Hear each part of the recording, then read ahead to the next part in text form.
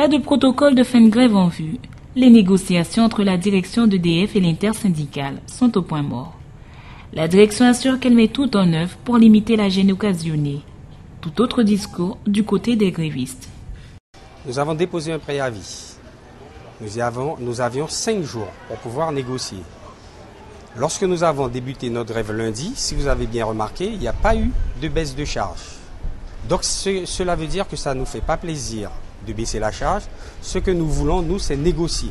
Ce que nous voulons, nous, c'est qu'il puisse y avoir des réponses par rapport aux problèmes que l'on pose. Je rappelle qu'aujourd'hui, à l'heure où je parle, il n'a proposé que 7 emplois sur 57 emplois de libre.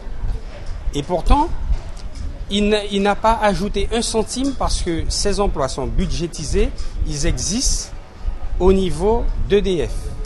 S'il nous oblige à monter la pression, eh bien, on sera bien obligé de le faire, mais je rappelle quand même que c'est pour la population. Il y a déjà eu un accord qui a été signé entre 3 organisations syndicales à l'époque, c'était en 2009 avec la direction, où déjà la problématique de la publication des postes vacants avait été posée et l'accord stipule, signé par la direction, qu'elle s'engageait à publier les postes vacants.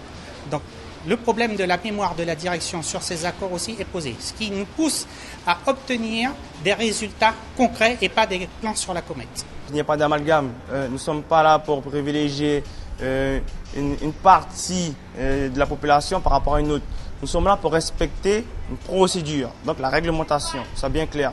Ensuite, effectivement, on voit bien qu'en Guyane, avec plus de 23% de chômage, qui est plus du double du taux national, il y a un problème d'emploi sur le territoire. Et nous, par rapport à cela, on se bat pour ça aujourd'hui, pour qu'il y ait des personnes qui aient un emploi demain. Maintenant, la Guyane est plus de 50% à moins de 25 ans. On va faire quoi de ces jeunes-là qui arrivent si on ne se bat pas pour ça? Donc c'est pour ça que nous demandons en même temps que les forces politiques, économiques et sociales prennent le problème à bras le corps pour dire qu'il y a un problème sur le territoire en matière d'emploi. Il faut se réveiller parce que l'heure est grave. Les élèves de Melchior Garé, futurs cuisiniers et maîtres d'hôtel, ont une mise en bouche de ce qui les attend. Sous une forme assez originale, celle d'un concours. Un peu comme dans les concours télévisés très en vogue. 4 équipes composées de 4 personnes, avec un budget de 60 €, devaient proposer une entrée, un plat et un dessert. Avec les imprévus, ça a été assez chaud d'avoir une bonne mise en route.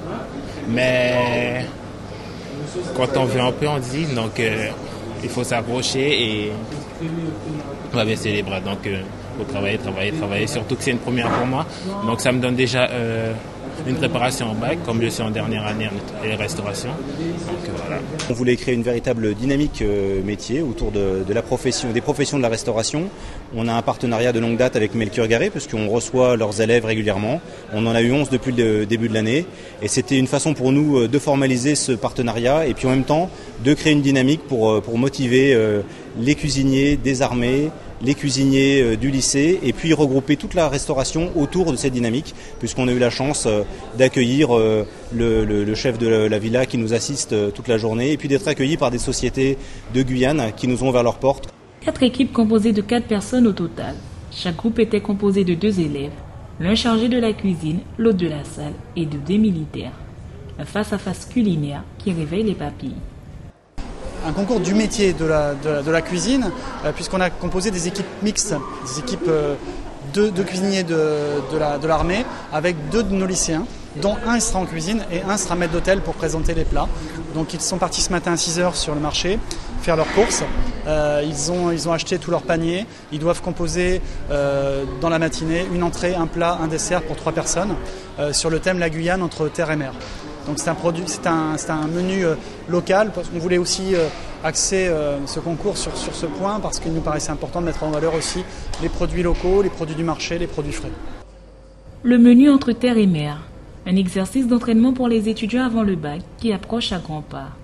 Pour le commandant second du groupement de soutien de la base de défense de Guyane, c'est une façon de dynamiser la filière par la professionnalisation. Aussi, transmettre un savoir.